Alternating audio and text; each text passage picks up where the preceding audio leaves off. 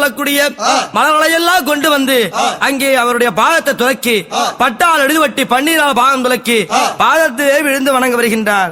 பார்த்தார் பிரம்மக்கடவுள், ஐயோ நான் பரமன் அல்ல அப்படி என்று சிம்மாசனத்தை விட்டு எந்திரித்தான். எந்திரித்த உடனே அம்பாளாகப்பட்டவள் அகோர கோபம் பிறந்து விட்டது. அடே பிரம்மதேவா, என்னுடைய கணவர் அமரக்கூடிய ஆசனத்திலே வந்து அமர்ந்து விட்டாயே அப்படி என்று சொன்னார். உன் கணவர் அமரக்கூடிய ஆசனத்திலே நான் அமரக்கூடாதா அப்படி என்று எதிர்வார்த்தை பேசுகின்றான்.